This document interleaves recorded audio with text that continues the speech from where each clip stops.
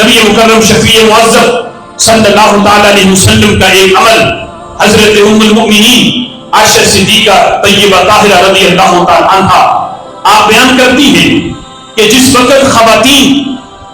نبی پاک علیہ الصلوۃ والسلام کے پاس آتی بیعت کے لیے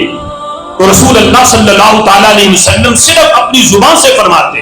کہ میں نے تمہیں بیعت کر لیا، یعنی اپنا ہاتھ آگے نہ بڑھاتے، بلکہ ایک حدیث میں تو یہاں تک ہے کہ خواتین نے درخواست کی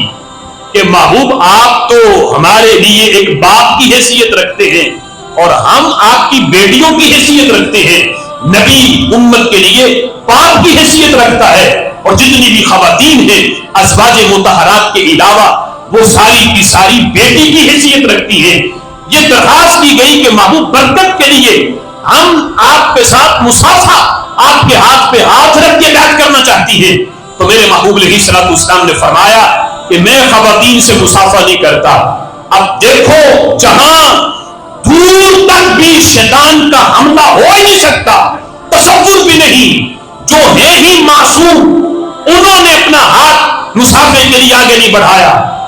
آج کوئی کسی آستانے کا پیر جتنا بڑا گدی نشین کیوں نہ ہو، وہ غیر محرم کو بے پردہ ملے یا ان سے پاؤں دبائے یا ان سے مصافحہ کرے تو وہ پیر نہیں، وہ دین کا غدار تو ہو سکتا ہے،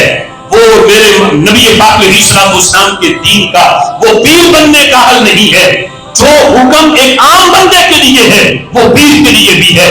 آج کوئی غیر محرم وہ جو کزن جو ہے ان کو بھائی سمجھ کے خواتین ان کے ساتھ ہاتھ ملائیں تو یہ نبی پاک علیہ الصلوۃ والسلام کی شریعت نہیں ہے۔ رسول اللہ صلی اللہ تعالی علیہ وسلم نے جب یہ کام خود نے کیا، یہاں تک منع کیا، اور یہ تعلیم امت کے لیے بھی تھا کہ کوئی اپنے آپ کو تقوی کا پہاڑ سمجھے،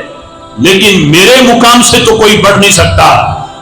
جو جس کو رب ذوالجلال نے جن کے صدقے سب کے گناہ معاف کیے ہیں، جو معصوموں کے بھی سردار ہیں، جب انہوں نے یہ کام نہیں کیا تو ایک عام بندہ وہ اپنے آپ کو پیر بن کے یا کوئی جو ہے وہ استاد بن کے وہ کس طرح کسی غیر محرم کے ساتھ ہاتھ ملا سکتا ہے؟ یہ یقیناً جو ہے وہ گناہ کو دعوت دینے والی بات ہے۔